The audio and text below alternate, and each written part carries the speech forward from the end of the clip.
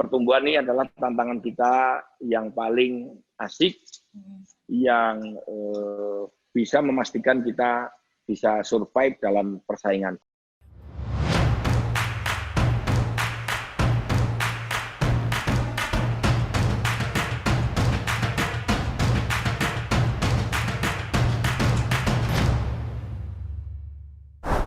Selamat datang di Success Talk Total Quality Indonesia. Senang sekali hari ini kita kembali hadir untuk menyapa teman-teman yang sedang menyaksikan channel YouTube Total Quality Indonesia. Hari ini kita kembali hadir untuk memberikan cerita-cerita yang sangat menginspirasi dari narasumber-narasumber hebat kita yang tentunya akan terus membagikan cerita-cerita yang sangat memotivasi kita semua. Tapi sebelumnya saya ingatkan kembali kepada teman-teman yang belum subscribe channel YouTube ini, silakan bisa di-subscribe, bisa di-like, bisa di-komen, bisa di-share video-video yang positif dari kami. Hari ini kita kembali hadir untuk memberikan cerita-cerita yang sangat menginspirasi dari salah satu narasumber. Narasumber ini adalah seorang leader di beberapa perusahaan dan tentunya banyak sekali bertemu dan juga menangani SDM dengan berbagai karakter. Ya, hari ini beliau akan menceritakan pengalaman-pengalamannya. Pasti penasaran siapa? Langsung saja kita sapa bersama-sama Bapak Insinyur Mujiaman Sukirno. Halo, selamat siang Pak Mujiaman. Selamat siang, Assalamualaikum warahmatullahi wabarakatuh. Waalaikumsalam warahmatullahi wabarakatuh. Sehat Pak Mujiaman? Alhamdulillah, sehat walafiat. Oke, Pak Mujiaman, di Success Talk kali ini mungkin ada beberapa pertanyaan-pertanyaan yang akan kita sampaikan kepada Pak Mujiaman ya Pak ya. Nah kita akan ke part kita yang pertama tentang success story ya dari Pak Mujiaman seperti itu ya. Nah, Pak Mujiaman ini kan kita mengenal dari pertama kali perusahaan Bapak sebelumnya bekerja sama dengan Total Quality dalam hal peningkatan produktivitas SDM-nya, seperti itu ya Pak ya. Dan di sana kita melihat betapa luar biasanya Pak Mujiaman memimpin sebuah perusahaan itu, seperti itu. Pasti kita penasaran dong, gimana sih ceritanya perjalanan karir Pak Mujiaman dari awal terjun sampai hari ini, seperti apa, kayak gitu. Seperti sering saya sampaikan, saya sering sharing. Saya berkarir pertama kali adalah di dunia manufacturing. Manufacturing berarti adalah industri pembuatan pengolahan plastik ya. Pengolahan plastik. Pengolahan plastik dari bahan bakunya yaitu minyak bumi. Menjadi plastik. Saya berkarir selama 5 tahun di perusahaan Jepang, yaitu mengolah bahan baku petrochemical menjadi plastik. Setelah itu saya 20 tahun full, pas 20 tahun saya bekerja di perusahaan asing juga, ini perusahaan Amerika yang bergerak di bidang jasa pengolahan air. Ada 2 perusahaan tersebut, jadi perusahaan Jepang mengajarkan kesabaran, ketelitian, dan ketekunan, dan kemudian di perusahaan Amerika lebih banyak adalah bagaimana kita harus tumbuh, berkembang. Setelah 25 tahun saya berkarir di perusahaan multinasional, kebetulan saya mendapatkan tugas untuk memimpin PDAM Surabaya Kota Surabaya. Alhamdulillah bisa saya lalui selama 3 tahun. Begitulah kira-kira perjalanan karir yang bisa saya ceritakan. Jadi dari profesional multinasional company, saya juga alhamdulillah mengalami atau merasakan memimpin perusahaan yang berbau pemerintah ya, karena itu miliknya pemerintah Kota Surabaya. 2 macam makhluk yang sangat berbeda, alhamdulillah saya bisa jalani dengan baik dua-duanya. Oke, berarti Bapak ini sudah pernah ya Pak ya perusahaan nasional biasa seperti itu Pak ya? Multinasional. Multinasional, perusahaan asing, dan terakhir di perusahaan pemerintahan seperti itu ya Pak ya? Betul. Oke, kira-kira apa sih Pak yang menjadi motivasi terbesar Bapak ini dalam perjalanan karir Bapak sampai di level seperti saat ini Pak Mujiaman? Ya, yang paling mendorong kita untuk bekerja keras sebenarnya adalah bagaimana keberadaan saya ini bisa bermanfaat buat orang lain. Ya, ketika kita bekerja di program manufaktur, bagaimana hasil dari manufaktur ini bisa benar-benar maksimal, ya, maksimal. Saya bisa beri gambaran ya. Kalau plastik biasa itu diproduksi dengan harga waktu itu $1 per kilo. Oh, $1 Tapi dengan kita bekerja sungguh-sungguh menghasilkan plastik yang luar biasa. Saya beri contoh adalah untuk keperluan bahan bakunya boneka Barbie. Itu harganya bisa 3 kali sampai 4 kali lipat, $3 sampai $4. Oke. Bayangkan ya, sentuhan dari kesungguhan kita itu bisa melipat gandakan value. Berikutnya pindah ke perusahaan multinasional di Ecolab, bidang jasa. Sama, di sini kami lebih banyak melayani persoalan dari pelanggan. Jadi memang yang diutamakan adalah jasa. Kalau sudah bergerak di bidang jasa, tentu yang paling penting adalah kepuasan pelanggan. Betul, Pak. Nah, kemudian kita bergerak ke PDAM Swasembada Kota Surabaya. Ini manufaktur, tapi juga langsung melayani publik, pelayanan publik, yaitu berupa air minum kepada 3 juta penduduk Kota Surabaya. Jadi, alhamdulillah, semuanya membutuhkan kesungguhan, dan kalau kita sungguh-sungguh, semuanya menghadirkan manfaat buat orang-orang yang kita layani. Itu yang memotivasi saya untuk bekerja keras, jadi bermanfaat buat orang lain. Saya kira itu.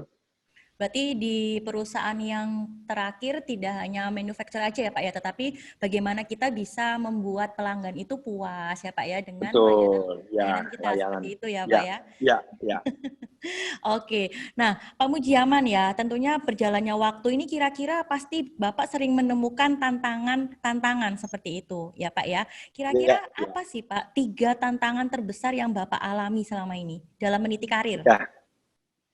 Tantangan yang pertama perlu ingin saya sampaikan adalah yang pertama mengenai kualitas SDM di sekitar kita. Betul. Ya, ini yang utama, bahwa apapun bisnis kita, saya katakan soko gurunya atau faktor utamanya adalah SDM. Ya, kalau SDM kita baik, maka sumber daya yang ada di sekitar kita, yang ada di perusahaan kita akan kita bisa manfaatkan maksimal untuk melayani pelanggan. Berikutnya yang kedua, kan diminta 3 tadi ya? Iya, 3 Pak. Nah, yang 3, dimanapun kita berada, perusahaan apapun, itu selalu menghadapi persaingan. Cuma ada 2 pilihan, mati atau tumbuh. Mati atau tumbuh. Tumbuh atau mati. Kalau Anda tidak tumbuh, siap-siaplah itu mati. Ya, jadi itu adalah pertumbuhan. Pertumbuhan ini adalah tantangan kita yang paling asik, yang bisa memastikan kita bisa survive dalam persaingan. Tanpa pertumbuhan, maka saya katakan cuma ada tumbuh atau mati. Jadi kalau tidak ada tanda-tanda tumbuh, bagi saya itu sudah mati. Jadi setiap hari kita harus menciptakan, membuat indikator-indikator pertumbuhan ini untuk memastikan kita terus tumbuh dan terus mampu bersaing. Betul. Apalagi di masa seperti ini ya Pak ya, kalau kita tidak mau bertumbuh, tidak mau berinovasi ya ini pasti antara mati atau apa gitu ya Pak. Iya, cuma ada 2 pilihan.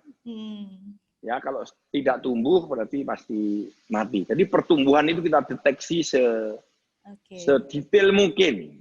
Jangan ada tahunan, ada bulanan, ada mingguan, 52 weeks, ada harian. Kalau perlu ada jam-jaman. Ada setiap jam kita tahu bagaimana kita caranya memonitor bahwa hari ini kita sedang bertumbuh. Saya kira itu. Tadi yang pertama SDM, yang kedua adalah saya katakan pertumbuhan. Yang terakhir adalah saya memilih kolaborasi. Kolaborasi, oke. Ya, tantangan utama kita dalam memimpin adalah bagaimana cara kita, kemampuan kita melakukan kolaborasi dengan stakeholder. Stakeholder kita yang terpenting tentu saja adalah antara lain ya, saya sebutkan, mungkin urutannya bisa berbeda tiap orang, karyawan, pemilik usaha, perusahaan, kemudian juga masyarakat pengguna. 3 yang utama itu adalah itu. Jadi kita harus menjalin dan selalu terus meyakinkan bahwa kita sedang bertumbuh di jalan yang benar. Itu, saya kira itu jawaban saya. Oke, luar biasa Pak ya. Tantangan ada SDM, ada pertumbuhan, sama kolaborasi. Seperti itu ya kolaborasi. Pak ya? Ya. Nah itu yang menarik Pak, apakah 3 tantangan itu selalu ada Pak di perusahaan-perusahaan yang Bapak selalu pimpin Pak, kira-kira? Pasti. Jadi memang itu adalah saya ambil bukan dari teori, tapi dari kenyataan bahwa yang kita hadapi yang pertama itu adalah tantangannya adalah kualitas SDM tadi, selalu. Jadi kita harus benar-benar mengidentifikasi keperluan usaha, keperluan perusahaan, dan ketersediaan SDM ini kita evaluasi di mana yang bisa kita improve, di mana kekurang cocokannya, di mana kita perlu perbaiki. Oke ya, pastinya untuk menjadi lebih baik lagi ya Pak Mujiaman. Lebih baik lagi ya. Oke. Nah terakhir nih Pak Mujiaman di part kita yang pertama ya. Pak Mujiaman kira-kira boleh nggak Pak bagi tips nih Pak menjadi seorang leader yang sukses ya, tetapi kita juga bisa akrab dengan siapapun ya Pak ya, tapi kita tetap dihormatin Pak Mujiaman. Karena saya waktu itu ngelihat di PDAM ini kayaknya Pak Mujiaman dengan bawahan ini akrab sekali ya, tapi mereka tetap hormat sama Bapak. Nah itu kira-kira seperti apa Pak tipsnya? Tipsnya kira-kira kalau saya diminta adalah kita mengetahui detail-detail dari tadi stakeholder atau kalau tadi khusus dikhususkan kepada karyawan, otomatis kita harus tahu detail dari karyawan. Detail itu bisa dari jabatannya, bisa dari tanggung jawabnya, dan secara khusus saya mempelajari detail-detail kebiasaan, kesukaan, bahkan tipologi, tipe-tipe dari seluruh karyawan kita. Tahu yang terpenting juga adalah tahu tujuan, baik itu tujuan secara individu, utamanya adalah tujuan dari individu masing-masing. Meskipun kelihatannya sama, tetapi tujuan dan prioritas masing-masing individu ini tentu ada, kita harus gali, ada perbedaannya. Semakin kita tahu mereka, maka semakin mudah kita untuk melakukan penyesuaian, melakukan mendeploy suatu program, dan lain-lain. Tanpa kita tahu pasti, maka menurut saya ya sulit. Makanya saya bahkan sampai ketika saat itu Pak Johan punya salah satu jasa atau servisnya, yaitu memetakan karyawan, pemimpin, para manajer, maka itu segera saya ambil karena untuk mempercepat kemampuan saya secara pribadi untuk mengidentifikasi karyawan, dibantu lebih cepat dengan jasanya Pak Johan, membuat peta yang lebih cepat, lebih terukur dan lebih bagus. Tentu kita koreksi dengan pergaulan kita sehari-hari. Itu ya. Saya kira itu yang perlu saya share, yang tadi kiatnya bagaimana supaya kita bergaul baik dengan seluruh karyawan ya. Iya betul. Jadi penting kita harus ini Pak ya. Tahu persis gitu, Pak, ya? Mereka. Jangan kebanyakan orang itu pengen diketahui ya, tapi kita ngalah sedikit, kita pengen tahu ya, tahu terhadap mereka, prioritas terutamanya. Nah, tahu persis ketika kita ajak pekerja keras, kemudian kita berikan pertanyaan-pertanyaan, itu kita akan tahu persis bahwa tiap-tiap orang punya prioritas jangka pendek, jangka panjang. Mohon maaf, saya bisa sampaikan ya, buat contoh biar yang real. Orang yang mendengarkan nih, anak-anak muda biasanya suka yang real ya. Iya, betul Pak. Kita perlu tanya, ya bahkan kepada anak buah saya pernah bertanya, apa prioritas jangka pendekmu dalam waktu tahun ini apa? Ya, kira-kira ada yang menyampaikan adalah saya sangat tertekan, saya harus membuatkan dapur yang baik untuk istri saya. Ini luar biasa.